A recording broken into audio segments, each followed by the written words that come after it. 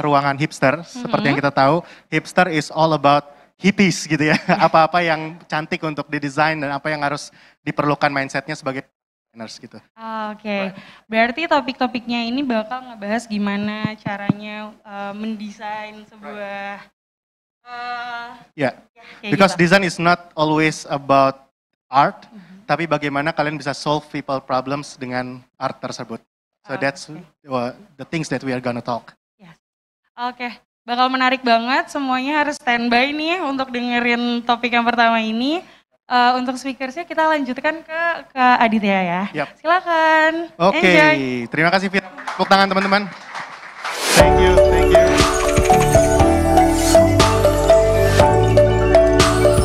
Right, oke. Teman-teman semuanya biar enjoy di sini. Nanti kita akan izin untuk melepas masker ya. Jadi speaker akan berbicara. Namun yang ada di ruangan mohon bantuannya karena kita masih di situasi yang cukup ada pandemi yang masih ada, jadi nanti masker tetap digunakan dan tetap jaga jarak. Nah, biar santai, aku mau perkenalan, tapi perkenalannya singkat saja dan pakai pantun ya teman-teman. Tahu kan balasannya apa kalau pakai pantun? Oke, mantap. Kamera, sip. Oke, make up setelah Oke. 1000 startup selalu di hati. Oke. Kedua. Di langit ada awan, belum. Di langit ada awan yang bentuknya seperti hati. Selamat berkawan, salam kenal kita dari Apple Developer Academy. Boleh tepuk tangan? Oke. So guys, tadi aku udah bridging ya. So design is not always about art. Yes, design is an art, tapi bagaimana kita menggunakan prinsip-prinsip dan juga metodologi dalam desain untuk menyelesaikan masalah yang ingin kita solve atau apapun yang kita kembangkan dengan startup kita. Nah, melalui sesi ini Apple Developer Academy juga akan mengajak dua narasumber yang sudah kita hadirkan. Boleh tepuk tangannya. Yang pertama, belum. Sebentar. Yang pertama ini adalah alumni dari Apple Academy angkatan keempat, Mas Geraldio Tosca. Silakan. Boleh Dio. Perkenalan singkat, Mas Geraldio ini adalah alumni angkatan keempat kami. Beliau dengan timnya mendevelop sebuah aplikasi yang bernama Monocade gitu ya. Terima kasih. Dan yang kedua ini Developer Academy, John. Oke. Nah, John juga adalah seorang alumni di Apple Developer Academy angkatan tahun ketiga. Dan saat ini dia sebagai mentor di Apple Academy yang tentunya sedang mendevelop startup juga ya. Ada sempat beberapa project yang dia kembangkan.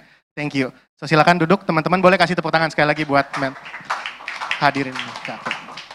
Oke, jadi aku bridging dulu teman-teman ya. Selanjutnya nanti John dan Dio akan menjelaskan tentang materi masing-masing yang tentunya teman-teman di sini pasti belajar tentang atau ingin belajar tentang bagaimana mendesain sebuah aplikasi atau mendesain sebuah problem solving yang akan digunakan user kalian.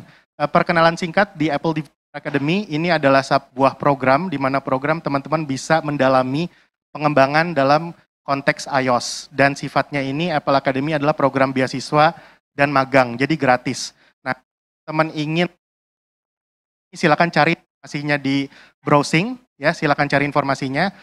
Tentunya dalam konteks ini Apple Developer Academy sangat bangga sekali di kegiatan 1000 startup digital yang tentunya di sini hadirin menyaksikan dari Sabang sampai Merauke ya. Terima kasih semuanya dan mudah-mudahan sesi kita bisa menambah inspirasi buat teman-teman yang ada di gerakan 1000 startup untuk bisa menghadirkan aplikasi-aplikasi yang luar biasa di Indonesia.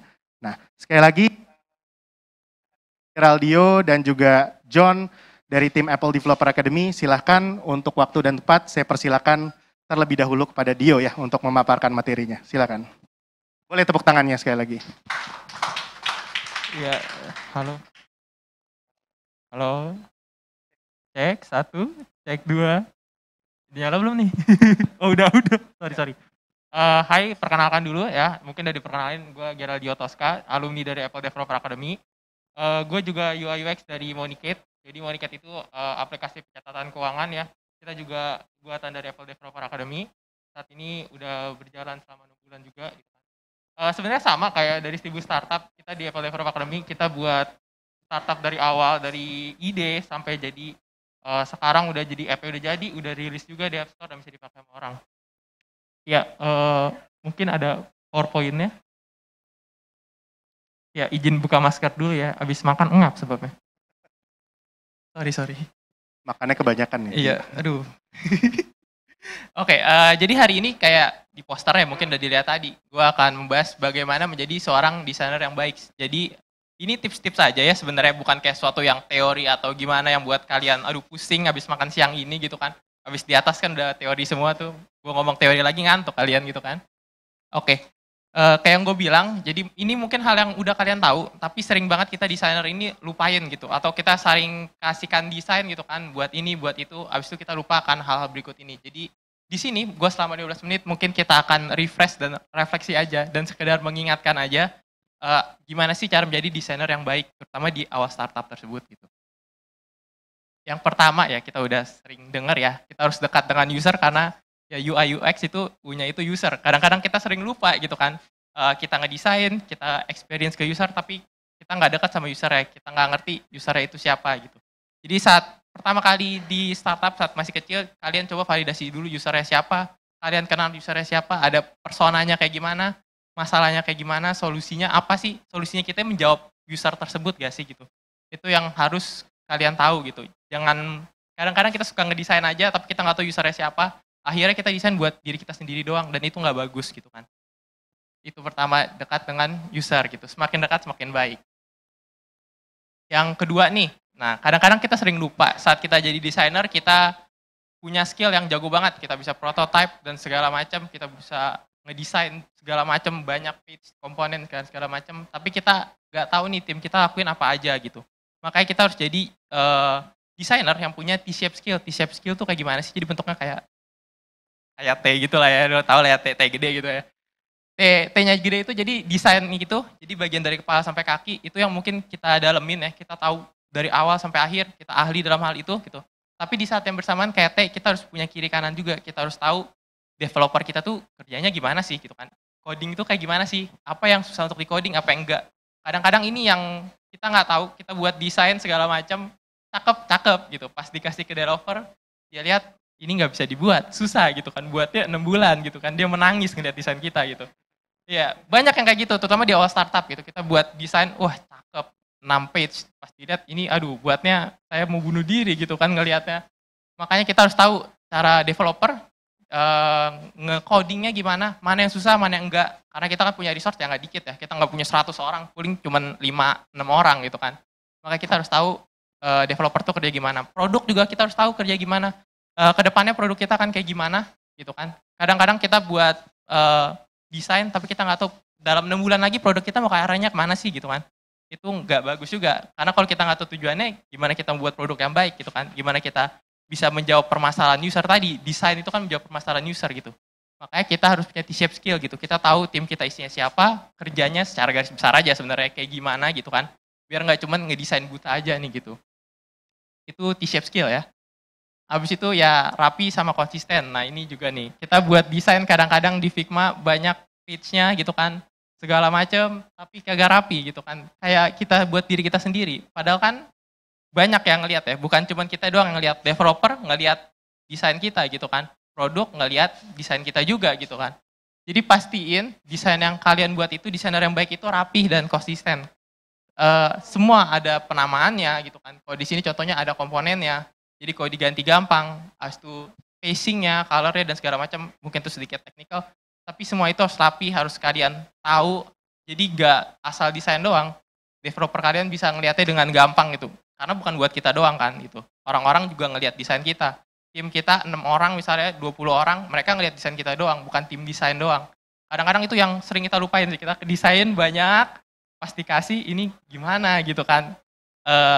Page ini tuh di mana, kadang-kadang orang nggak tahu gitu, karena namingnya nggak jelas lah gitu, atau hand off-nya jelek lah. Makanya kita harus rapi sama konsisten nih dalam ngebuat desain yang kita buat. Jangan nyusahin orang lah gitu kan, jangan malu-maluin aja desain gitu kan. Yang terakhir ya, ini sih belajar dan latihan terus ya. Kita tahu bahwa banyak tools baru, cara baru, metode baru. Kayak contohnya aja kalau kita pakai Figma baru update, ada dark mode sekarang, mata jadi nggak perih gitu kan. Ada juga sekarang garisnya bisa dibawa doang dan macam-macam, ada komponen lagi gitu kan. Nah itu harus kita pelajarin terus gitu, kita nggak boleh kayak, oh gue udah bisa, selesai gitu kan. Gue buat desain, kerja, tapi nggak nambah ilmunya. Kita jadi desainer tuh harus ya lihat YouTube, kayak lihat belajar dari mentor, cerita sama orang UI UX lain gitu kan. Ada apa sih yang baru, itu bisa nambah ilmu. Dan itu bagus, kenapa? Karena kadang-kadang kita bisa ngerjain desain, tapi lama-lama desain kita jadi out of date gitu kan. Jelek gitu, kayak udah di masa lalu gitu, desainnya nggak up to date gitu kan. Makanya belajar sama latihan terus, karena selain tools, metode baru, cara baru. 2 tahun lalu mungkin online testing nggak kayak sekarang gitu, ada Maze, ada Marvel dan segala macam gitu kan. Tapi sekarang kan ada gitu. Zaman berkembang, toolsnya makin banyak, kita harus belajar lagi. Plus, yaitu ada plusnya, kita harus berbagi juga. Karena menurut gue cara belajar terbaik itu berbagi ke orang-orang lain gitu kan. Kalau kita belajar, kita bilang ngerti. Tapi kalau kita nggak bisa bagi ke orang lain, itu kita belum benar-benar ngerti. Itu menurut gue. Makanya kalian coba berbagi ke orang lain, kayak yang gue lakuin di sini mungkin berbagi ke kalian gitu kan.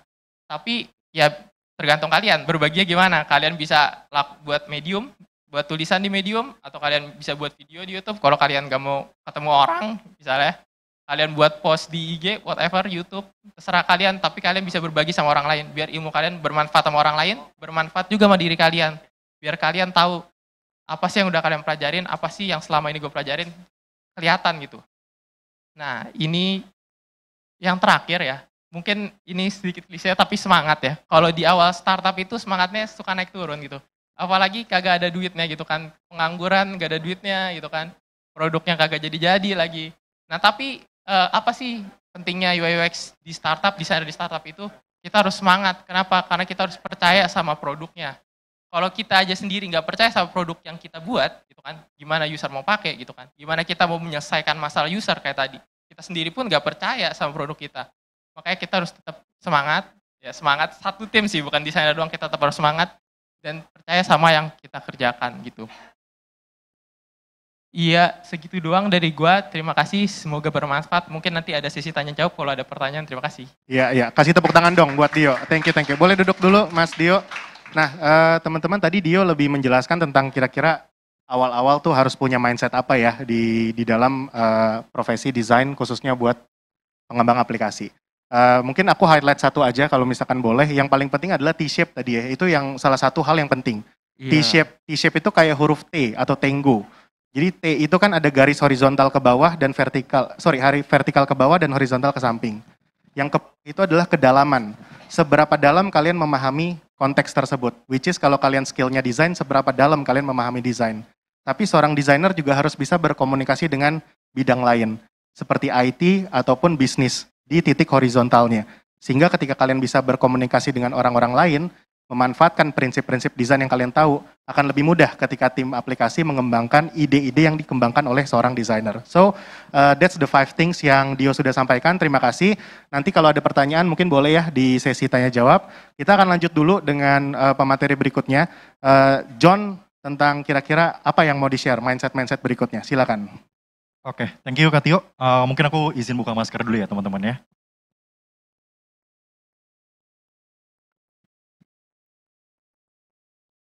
Oke, terima kasih Tio dan juga tadi bagus banget materinya dari Dio ya. Mungkin aku perkenalkan singkat lagi teman-teman. Nama aku John. Ya, jadi aku sekarang design mentor di Apple Developer Academy at BINUS. Kebetulan sebelumnya aku sebelum bergabung menjadi mentor, aku tuh dulu sama seperti Dio gitu ya. Aku adalah student di academy gitu ya. Aku sempat ngembangin startup juga. Startupnya ini di bidang kesehatan untuk ngebantu pasien epilepsi gitu. Nah, mungkin aku mau langsung ke materi aku ya. Oke. Nah, yang aku sampaikan hari ini mungkin adalah kalau tadi Dio mungkin lebih ke tips ya, pada saat mungkin kita sebagai seorang desainer ya di dalam startup itu harus seperti apa gitu ya. Karena kan kita akan dihadapkan dengan berbagai macam stakeholders ya, either itu PM, either itu calon customer kita ya, user kita, terus juga ada developer juga. Nah tapi ada satu hal ya yang penting kita lakukan, yang penting kita punya sebagai seorang desainer.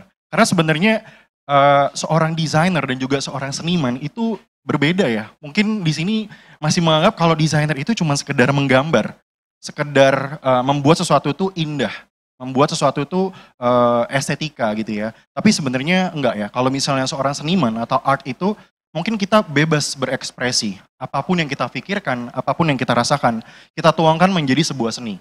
Tapi kalau desainer itu adalah seorang problem solver. Ya, jadi perbedaannya itu ya teman-teman ya. Jadi kita desainer itu membuat sesuatu untuk memiliki fungsi, ya, memiliki usability sehingga orang lain itu bisa terbantu dengan desain yang kita pakai. Ya, jadi hari ini aku akan bahas mengenai bagaimana kita bisa menyelesaikan masalah ya atau problems ala seorang desainer.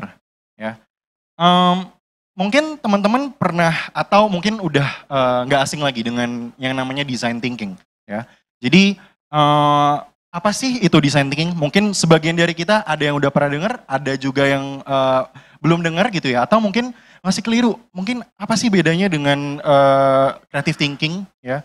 Banyak ya thinking lain tuh banyak gitu ya, tapi apa sih yang dimaksud dengan design thinking gitu? Mungkin aku pengen dong dengar satu dari teman-teman yang ada di sini gitu ya. Ada nggak sih yang pernah dengar design thinking? Boleh angkat tangan mungkin? Silakan. Ada yang tahu? Apa Pak design thinking? Silakan. Boleh perkenalan dulu mungkin ya Pak ya? Silakan Pak. Ya, nama saya Ahir dari Kaloka. Saya UI UX desainer pemula. Ya, Luar design biasa. thinking itu bagaimana kita mendiagnosis, mengidentifikasi suatu masalah sampai dari misalnya merumuskan, mendefine, dan seterusnya sampai ke tahap develop. Saya pikir itu. Oke, terima kasih. Betul banget ya. Jadi bagaimana kita merumuskan suatu permasalahan yang kita temukan sehingga akhirnya kita menemukan solusi yang tepat untuk orang yang akan kita bantu problemnya kita solve gitu ya teman-teman. Nah, mungkin di luar sana tuh banyak ya yang bilang kalau design thinking itu adalah sebuah teori ya. Tapi buat aku pribadi, design thinking itu adalah sebuah mindset ya. Yang namanya mindset, kita harus punya karakter ya. Jadi design thinking ini adalah sebuah mindset di mana kita tuh meletakkan diri kita berempati terhadap user kita ya. Siapa yang mau kita desain ya. Produk ini yang kita buat untuk siapa ya. Jadi mungkin tadi Dio sempat mention biasanya desainer itu suka lupa ya ketika mendesain yang dia desain itu buat diri dia kadang-kadang ya. Itu yang terkadang suka sulit, ya, suka salah di awal. Sebenarnya kita desain itu bukan untuk kita, tapi untuk users kita. So tadi ketahui siapa users kita, ya.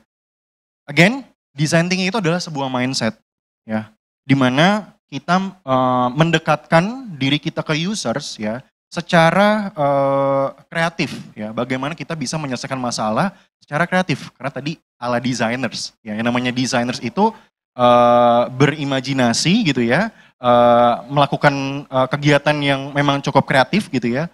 Nah, tapi melalui design thinking ini kita menyelesaikan masalah gitu. Nah, nanti aku akan kasih lihat design thinking itu seperti apa. Tapi banyak banget mitos-mitos ya, atau hal-hal di luar sana yang mengenai yang lumayan perlu diluruskan nih mengenai design thinking. Jadi design thinking itu bukan suatu proses yang linear ya teman-teman. Jadi kalau misalnya linear itu biasanya dia flat, akan lurus ya.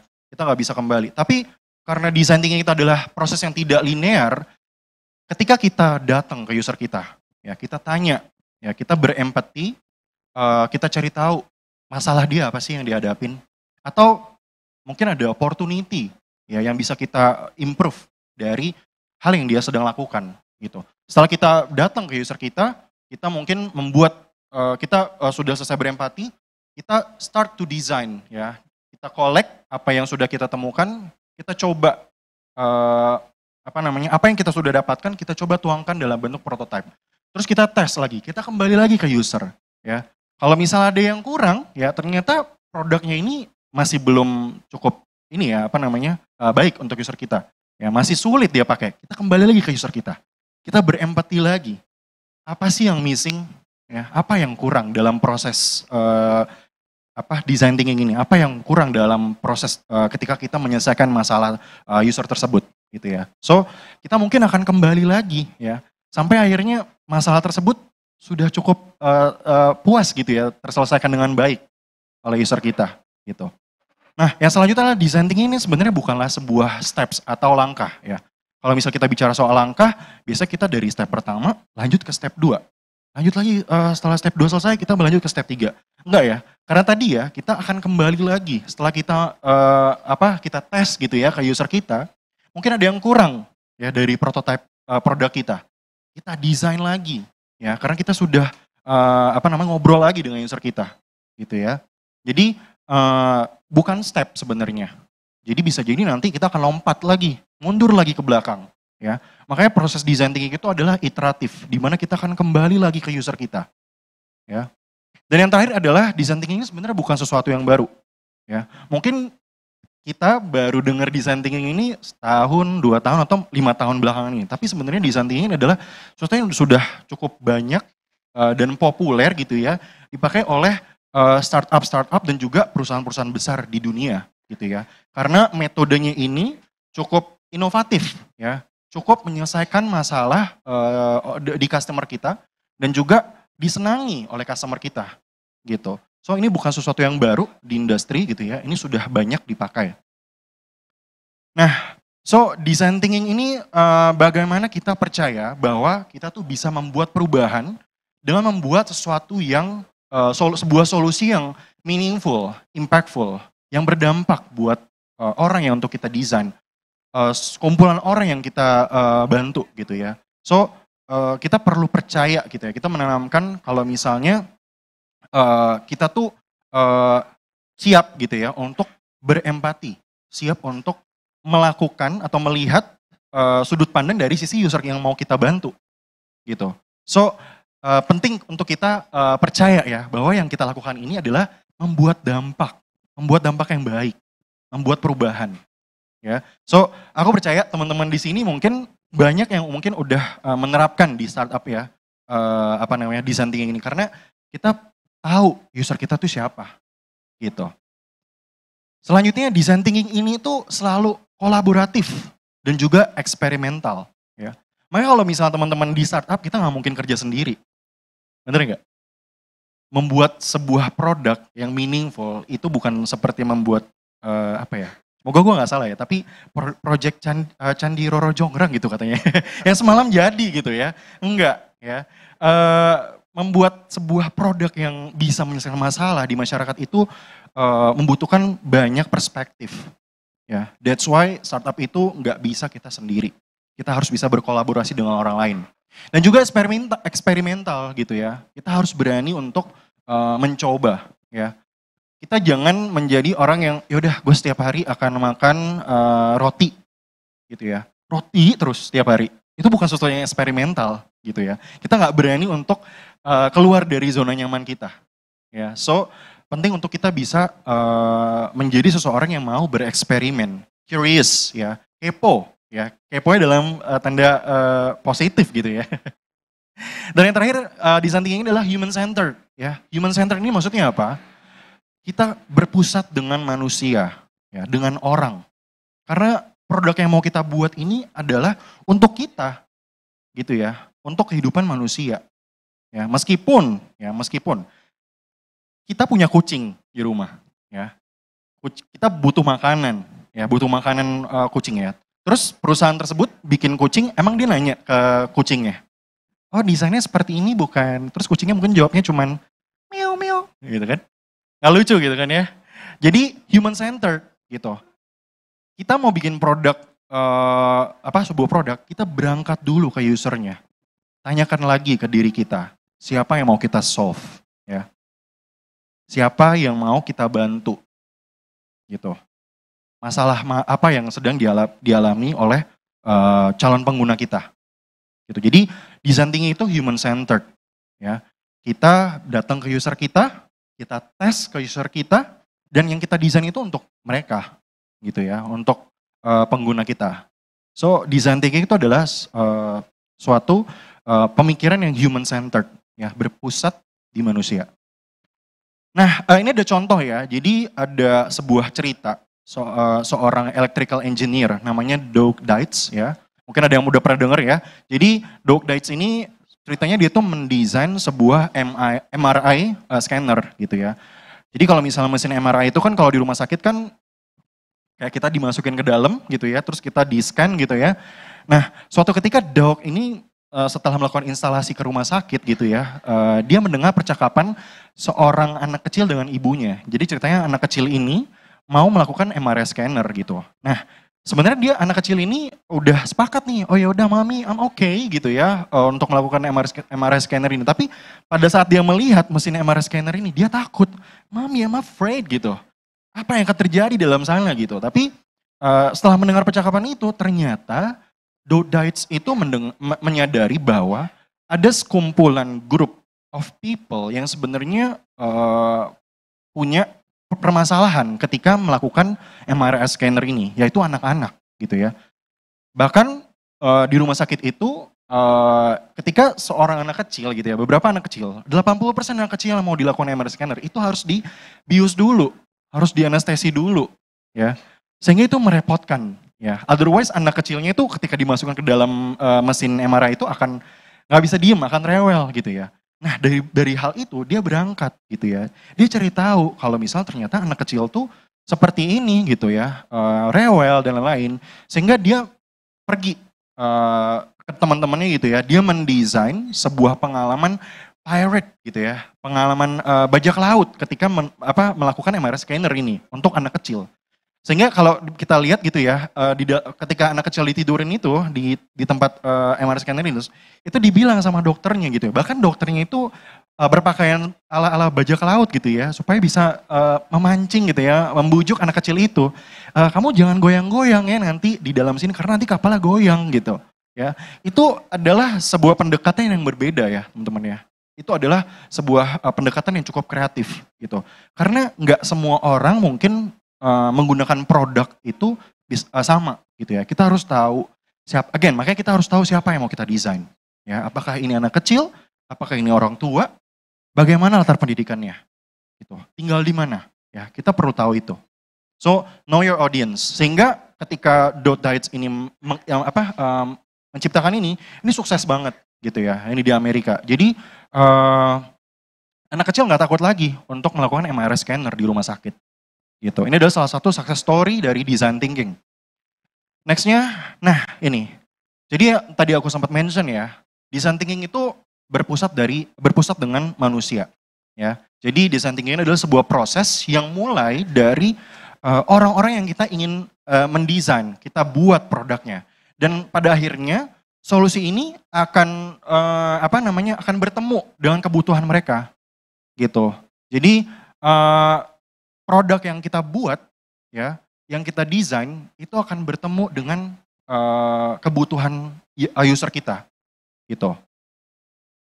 Nah, ini ya teman-teman ya, empati, ya. Empati ini mungkin terlihat mudah gitu ya, tapi kadang-kadang sulit dilakukan, ya.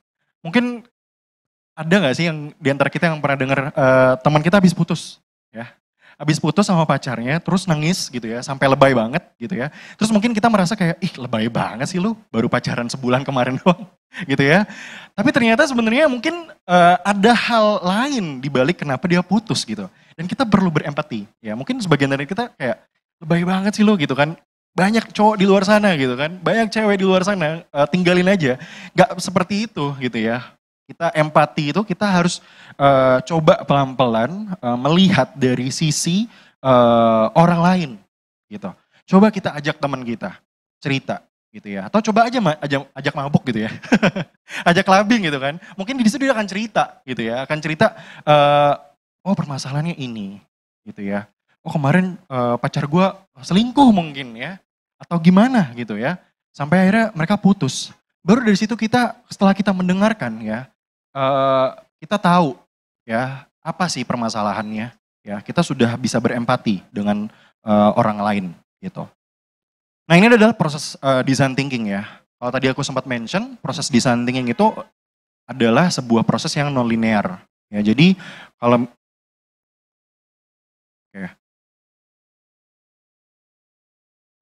Bisa di next. Oh, oke. Mungkin aku mau highlight di non-linearnya aja kali ya. Nah jadi pada saat kita sudah mulai berempati dengan user kita sudah mengkolek nih, apa aja sih yang terjadi gitu ya. Ada problems nggak yang kalian temukan? Mungkin nggak cuma problems, ada nggak sih opportunity gitu ya yang mungkin bisa kita kembangkan ya. Kalau ternyata sikat gigi dengan sikat gigi biasa itu ternyata nggak kurang bersih, kenapa sampai akhirnya kita punya electric toothbrush? Ya, mungkin ada hal yang bisa diimprove dari hal yang sudah terjadi ya. Ada sesuatu yang sudah tradisional gitu ya, mungkin ada sesuatu yang bisa kita improve sampai akhirnya kita bisa mendivine apa sih kebutuhannya gitu ya. Kita coba vision kan gitu ya, atau kita buat gitu ya, kita cari tahu oh ternyata user kita butuhnya ini, kita divine ya. Setelah itu kita ideate ya, apa aja sih yang mungkin bisa kita buat untuk memecahkan masalah tersebut ya.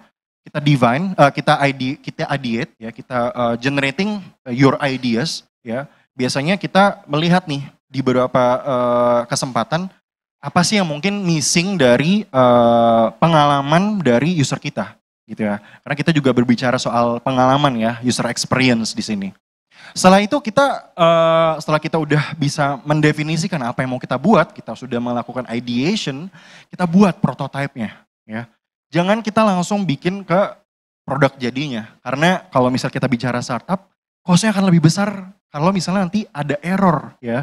Jadi jangan langkahi step prototype ini gitu ya. Prototype ini penting banget gitu.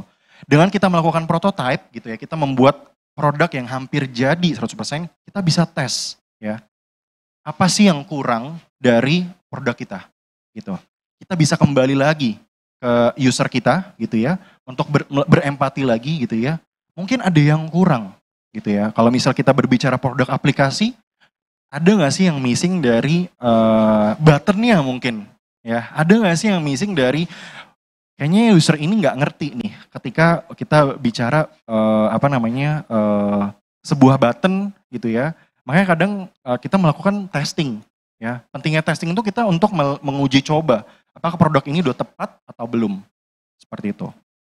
So, mungkin dari aku sekian ya teman-teman ya. Semoga cukup insightful ya teman-teman. Jadi design thinking itu adalah sebuah mindset ya. So, buat teman-teman designers di sini yang hipster gitu ya, mungkin lengkapnya sudah ada modul ya di aplikasi 1000 Startup Digital. Silakan nanti coba teman-teman pelajarin gitu ya. Mungkin teman-teman di rumah nih sambil nonton juga. Semoga bisa bermanfaat untuk di startup teman-teman semua. Aku kembalikan ke Kak Tio, thank you. Boleh tepuk tangan dulu buat Mas John. Silakan dipakai kembali maskernya Mas John, dan mudah-mudahan terinspirasi. Kalau misalkan teman-teman terinspirasi dengan tadi bagaimana John menjelaskan design thinking dan juga Dio menjelaskan steps-steps yang harus dimiliki oleh kita sebagai early startup founders atau co-founders. Teman-teman boleh bergabung juga dengan Apple Developer Academy, sebab di Apple Academy inilah yang kita pelajari sehari-hari ya, dengan proses-proses yang sangat beragam seperti itu. Dan untungnya tadi Dove Dates belum baca ini kali ya, belum baca manga One Piece ya. Kalau udah baca manga One Piece mungkin desainnya beda gitu. Oh iya, Luffy kapannya sama Luffy ya. Kaido gitu. Bercanda ya. Pasti nggak ada yang baca, jadi nggak ada yang ketawa. Oke, sekarang kita masih punya waktu kurang lebih 10 menit. Boleh ada sharing session atau ada yang tanya jawab ya. Betul ya Kak? Oke. Nah, 10 menit kita akan berikan kepada audiens di lapangan di sini. Silakan kalau misalkan ada yang mau bertanya, boleh raise hand. Oke, silakan Bapak. Oh, Bapak dulu, nanti baru ke Mas yang di sana. Ya, saya ingin menanyakan lebih kepada experience ya, sama Ya. Mas Dino sama Mas John tadi. Ketika mendesain sebuah user interface, pertama pertanyaan saya, apakah Mas Dio menggunakan PicJam dengan tim atau desain sendiri-sendiri baru nanti digabung, atau berbarengan menggunakan PicJam? Itu satu. Yang kedua, desain Mas Tio dan Mas John, apakah itu berdasarkan user research atau menggunakan misalnya kompetitor ya kan? Pertanyaan saya selanjutnya tingkat kesulitan ya, pengalamannya Mas Dion dan Mas John, karena saya butuh belajar dari mentor-mentor saya di sini, dari pengalaman-pengalaman mereka untuk memperkaya kita ke depannya. Tingkat kesulitan ketika mendesain aplikasi user interface atau user experience, tingkat kesulitannya kan berbeda-beda nih Mas. Nah, tingkat kesulitan antara Mas itu di mana? Nah, ada satu pengalaman teman mengatakan dia bekerja di satu startup, dia kebetulan desainer UX senior. Kadang dia bekerja itu tidak berdasarkan design thinking, gitu. Nah, seperti yang Mas John tadi bilang, kadang lompat, nggak linear gitu loh. Nah, tapi ada sebagian seorang desainer itu dia stuck. Dia mengerjakan sesuatu harus berdasarkan design thinking. Kalau nggak berdasarkan design thinking, dia nggak bisa desain gitu loh. Padahal tidak harus seperti itu katanya.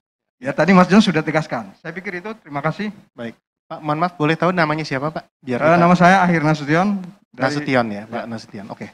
Pak Nasution bertanya tadi, mungkin boleh dijelaskan dari Dio dulu kali ya, karena Dio di sini juga ngedevelop aplikasi namanya Monekit. Mungkin boleh sekalian jelaskan aplikasinya dan kira-kira di Monekit bagaimana proses desainnya? Silakan. Halo, ya, jadi kan tadi kan nanya di Figjam dulu atau langsung desain atau yang gimana dulu. Yang pertama, kalau tadi udah dijelasin sama Mas John ya, kayak Figjam itu tahap ideate. Kita mikir dulu nih, cara penyelesaiannya gimana sih? Ya, kita kan nggak bisa langsung toto desain gitu kan, lewat itu nge-skip semuanya. Kadang-kadang kita harus mikir dulu, oh bisa ada opsi A, B, C, bahkan sampai Z juga bisa saking banyaknya gitu kan. Karena kita kadang nyelesain masalah yang kompleks gitu. Jadi kalau bisa kayak tadi yang dibilang Mas John gitu, kita boleh dulu ke Figjam, gak usah harus Figjam sebenarnya. Pakai catatan atau kita ngobrol aja di kafe, itu udah tahap ideate juga gitu. Kita tahu cara menyelesaikannya gimana, baru ke desain. Karena kalau kita langsung ke desain, biasanya nih ya, biasa yang sering dialamin, kita ngedesain pas udah sampai tengah-tengah, kenapa nggak kemarin desainnya begini ya gitu. Balik betul. Lagi, sayang. Kayak tadi yang Mas John bilang, muter-muter gitu kan. Ngabisin waktu, apalagi kalau kita di awal startup kayak yang tadi saya bilang tadi, orangnya kan nggak banyak gitu kan, orangnya dikit muter-muter kan sayang waktunya gitu. Mungkin itu sih yang tadi kita harus. Aku tambahkan sedikit aja, mungkin salah satu prinsip juga di Apple Academy. Di Apple Academy kita punya metodologi namanya CBL Pak, Challenge Based Learning. Mungkin teman-teman boleh cari juga karena ini open source. Challenge Based Learning itu tahapannya engage, investigation, dan terakhir baru action. Sama seperti decision making process gitu ya.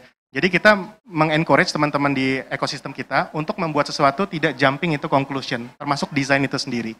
Jadi 80% yang dilakukan adalah research to know your customers, to know your users. Baru 20% akhirnya adalah action. Actionnya baru mendesain. Dan pada saat menentukan desainnya pun kita ada konvensional, ada yang sudah menggunakan tools gitu. Cara konvensionalnya wireframing, gambar.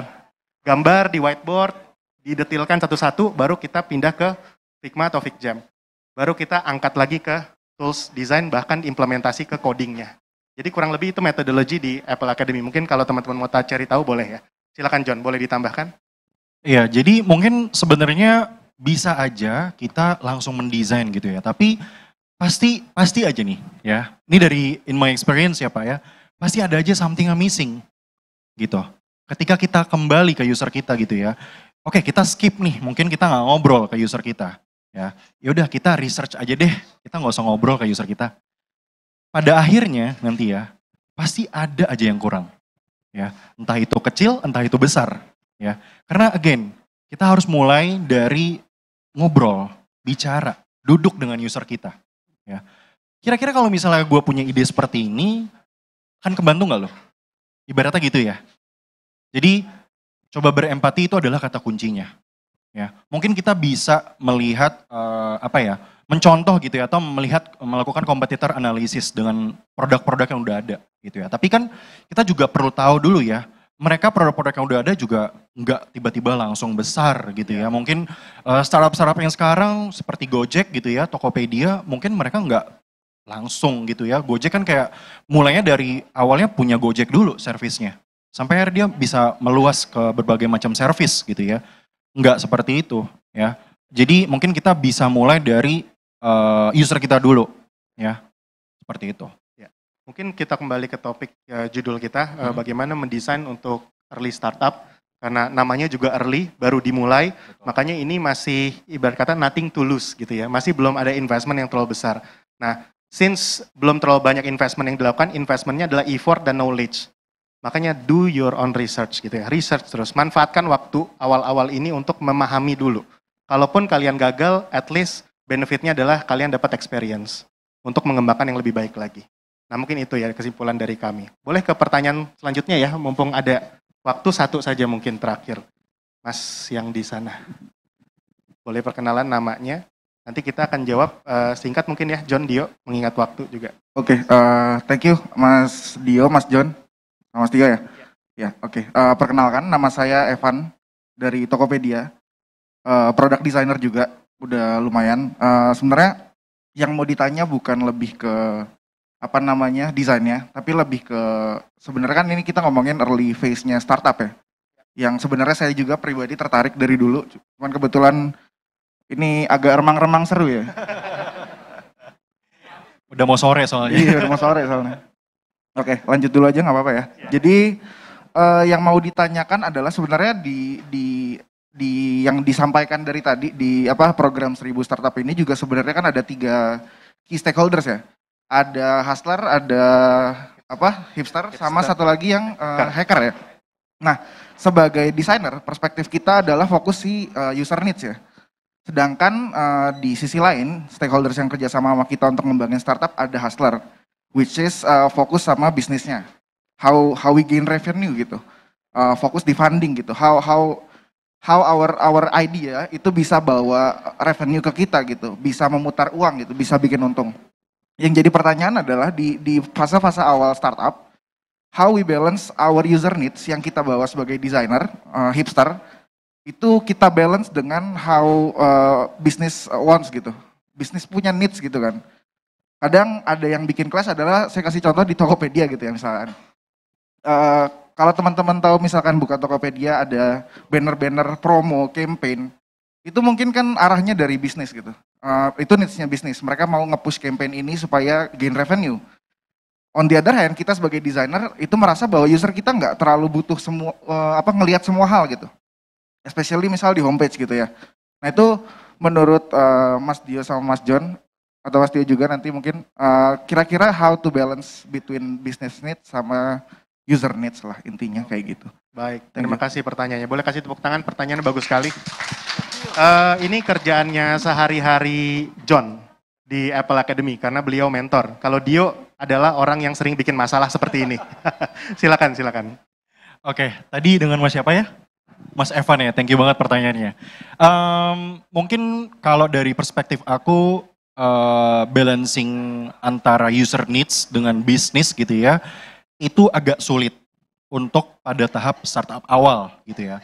Karena sebenarnya aku percaya pada saat kita membuat sebuah produk, mindset kita tuh adalah kita ingin menyelesaikan masalah gitu ya. Kita ingin menyelesaikan masalah sebuah komunitas gitu let's say ya, atau sekumpulan orang gitu ya. Setelah kita mempunyai sebuah solusi yang kira-kira tepat nih untuk menyelesaikan masalah, I think money will follow later on gitu. Karena aku percaya ya, ketika kita terlalu jatuh cinta misalnya dengan solusi yang kita buat, karena kita bisa lupa dengan problems-nya.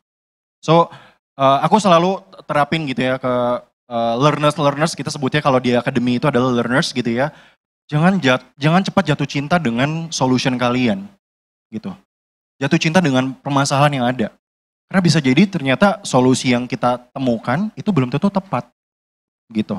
Deep dive lagi dengan problem tersebut, siapa tahu ada opportunity yang memang ternyata ini suits dengan needs of our customers. And everything will follow. Gitu. Apalagi pada saat tahap awal ya, startup ya. Mungkin untuk gain revenue ya, apalagi ketika kita ngomongin soal brand, mungkin agak sulit nih untuk kita masuk ke customer gitu ya. Kalau misal kita udah langsung branding soal bisnisnya. Gitu. Mungkin kalau dari aku itu. Ya. Thank you banget Mas Evan. Dio, singkat saja. Mau nambahkan? Iya, sama ya. Intinya kalau misalnya kayak tadi di Tokopedia, mungkin pas awal Tokopedia juga kagak ada diskon-diskon dan lainnya. Pasti pertama kali dalam produk startup itu nyelesain masalahnya. Ya kalau di awal fokus nyelesain masalahnya, udah berkembang mungkin baru ke bisnisnya. Mungkin gitu sih singkatnya. Ya, Oke. mungkin mau nambahin sedikit, Ya. bisnis model itu will follow ketika memang problems atau solution itu memang udah menjadi sebuah final ya dalam sebuah produk. I think itu sih. Oke, boleh tepuk tangan teman-teman. Terima kasih banyak nih, John, Dio, Kak Vira. Seperti kita sudah di akhir sesi. Aku terima kasih buat teman-teman. One last story, silakan Vira kalau mau masuk. One last story dari Apple Academy. Kita punya story celebrating failure. Aku rasa story ini bagus buat kalian semua. So if you make a mistake, just celebrate. Kenapa? Karena dari mistakes itu kita belajar, dan kalau nggak pernah bikin mistake, berarti kita nggak pernah belajar. So celebrate failure. Boleh tepuk tangan. Thank you.